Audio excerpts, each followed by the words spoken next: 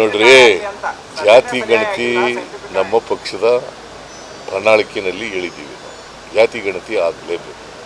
ಈಗ ಜಾತಿ ಗಣತಿ ಆಗದೆ ಹೋದರೆ ನಿಮ್ಮ ಮನೆ ಕುಟುಂಬ ಇದೆ ಅಂತ ನಿಮ್ಮ ಕುಟುಂಬದಲ್ಲಿ ಆರ್ಥಿಕವಾಗಿ, ಸಾಮಾಜಿಕವಾಗಿ, ರಾಜಕೀಯವಾಗಿ ಏನಾಗಿದೆ ಅಂತ ಗೊತ್ತಾಗಬೇಕು ಬೇಡ? 1931ರಲ್ಲಿ ಜಾತಿ ಗಣತಿ ಅಲ್ಲ, 1931ರಲ್ಲಿ ಜಾತಿ ಗಣತಿ ನಿಂತೋಯ್ತು. ಸ್ವಾತಂತ್ರ್ಯ ಬಂದ ಮೇಲೆ ಆಗಲಿಲ್ಲ.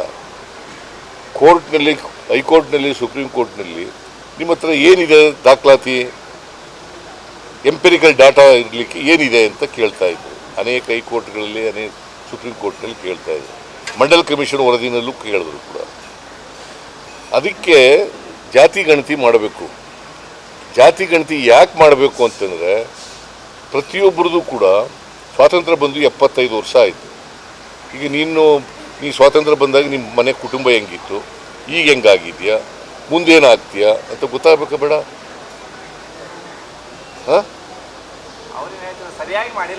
ಯಾರು ಹೇಳಿದವರು? ಬಿಜೆಪಿಯವರು ಹೇಳ್ತಾರಪ್ಪ. ನೋಡ್ರಿ, 95% ಆಗಿದೆ. ಯಾವಾಗಲೂ ಕೂಡ ಸರ್ವೆ 100% ಆಗಲ್ಲ. 95% ಆಗಿದೆ. 98% ರೂರಲ್ ಏರಿಯಾದಲ್ಲಿ, 94% ಇದರಲ್ಲಾಗಿದೆ ಅರ್ಬನ್ ಏರಿಯಾದಲ್ಲಿ. ಯಾಕಂತಂದರೆ ಈಗ ಅಪಾರ್ಟ್ಮೆಂಟ್ಗಳಿರ್ತವೆ, ಯಾವುದೋ ರಾಜ್ಯದವರು ಇರ್ತಾರೆ, ಅವ್ರು ಯಾಕೆ ಹೇಳ್ತಾರೆ? ಅವ್ರು ಸಿಗೋದು ಇಲ್ಲ.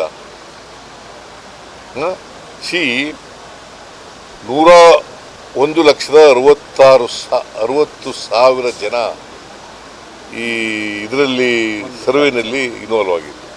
1,33,000 ಜನ ಟೀಚರ್ಗಳಾಗಿದ್ರು. ಯಾವ ಜಾತಿ ಟೀಚರ್ಗಳಿರೋದು?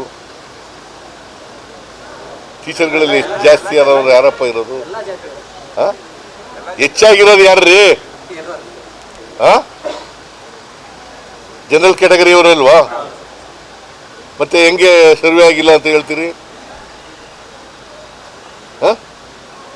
ಸರ್ವೆ ಆಗಿಲ್ಲ, ಸರಿಯಾಗಿ ಆಗಿಲ್ಲ, ವೈಜ್ಞಾನಿಕವಾಗಿ ಆಗಿಲ್ಲ. ಹೆಂಗಪ್ಪ ವೈಜ್ಞಾನಿಕ ಅಂದ್ರೆ ಏನು? ಏನ್ರಿ? ಹಾಗಂದ್ರೆ ವೈಜ್ಞಾನಿಕ ಅಂದ್ರೆ